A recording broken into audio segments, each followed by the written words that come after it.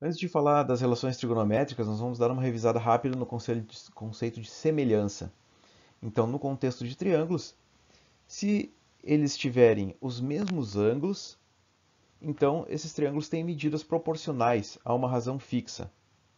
Então, no caso, se eu pego essa medida aqui, 6, e ela fica aqui entre o ângulo de uma marca e de duas marcas. Então, a medida correspondente no outro triângulo é 3. Né? Então, o que eu estou fazendo aqui para passar do primeiro para o segundo triângulo é que eu vou dividir por 2. E essa razão se mantém para outras medidas que são correspondentes. Por exemplo, o 8, que fica entre uma marca e três marcas, é correspondente ao de 4 aqui no outro, e também para conseguir a medida de um para o outro eu divido por 2. No contexto de triângulos retângulos, se eu montar como na figura vários triângulos retângulos semelhantes, então eles estão encaixados um no outro, né? Então eles têm sempre esse ângulo θ aqui é comum a todos eles têm um ângulo reto, então o terceiro ângulo necessariamente tem que ser igual para todos, né? Porque a soma dos três é 180. Então, eu tenho, por exemplo, que se eu pegar esse segmento B1C1, então deixa eu marcar aqui o B1C1, e eu dividir pelo segmento AB1, que seria a hipotenusa desse primeiro triângulo, eu vou ter a mesma medida que, por exemplo, se eu pegar o segmento B2C2 e dividir por AB2, ou seja, a hipotenusa desse segundo triângulo aqui. E eu poderia fazer a mesma coisa para os outros triângulos aqui. E também poderia fazer o mesmo procedimento para, por exemplo, AC1, ou seja, aqui para o cosseno, desculpa, para o cateto que está aqui embaixo, né? E o AB1, que seria a hipotenusa, e também fazer a relação entre o AC2 e o AB2, que seria a hipotenusa. Né? Então eu posso fazer essa mesma relação, e igualmente também para então entre os catetos. Né? Então, como essas medidas são sempre iguais, e eu posso notar que na verdade eles estão sempre usando os mesmos papéis dentro de cada triângulo retângulo. Então, por exemplo, naquela primeira razão ali, eu estou sempre pegando em cada triângulo o cateto oposto ao ângulo θ e dividindo pela hipotenusa. E isso aqui, não me importa qual é o tamanho do triângulo, essa razão aqui vai ser sempre a mesma, por causa do princípio da semelhança.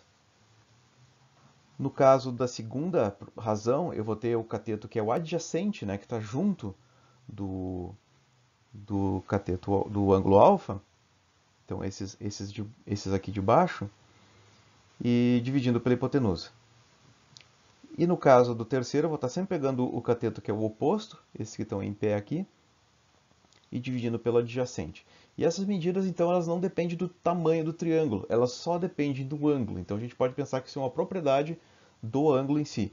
Então, essas razões têm nomes especiais, no caso a primeira é chamada de seno, a segunda é chamada de cosseno, e a terceira é chamada de tangente, símbolo TG.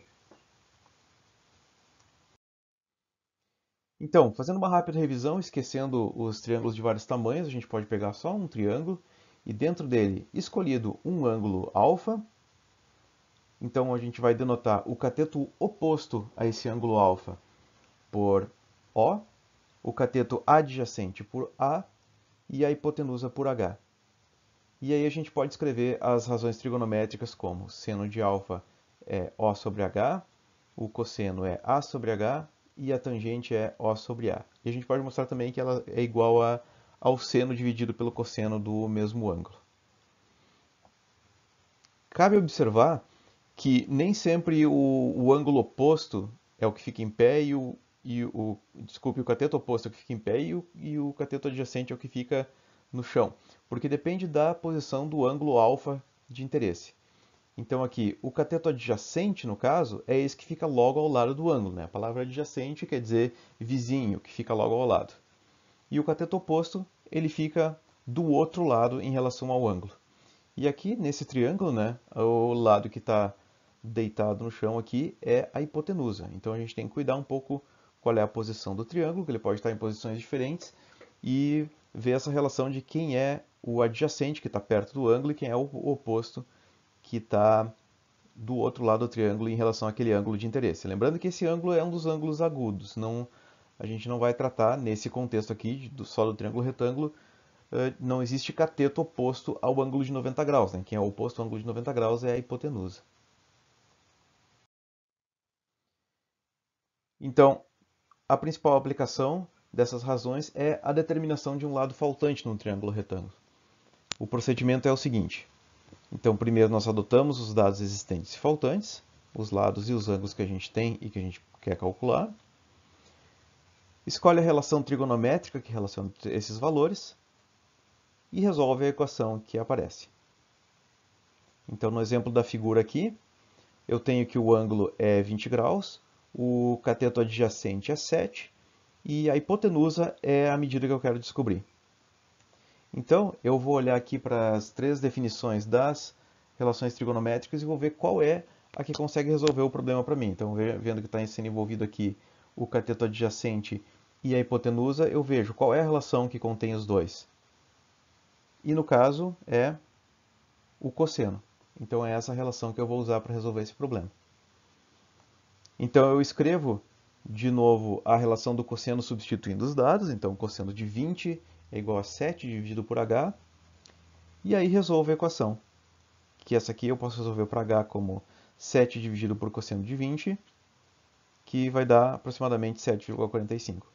Lembrando que na calculadora científica essa conta pode ser feita de uma vez só. Então não é necessário calcular o cosseno de 20, anotar o valor e depois fazer 7 dividido por ele. Você pode fazer direto 7 dividido por cosseno de 20, que vai ter direto o resultado.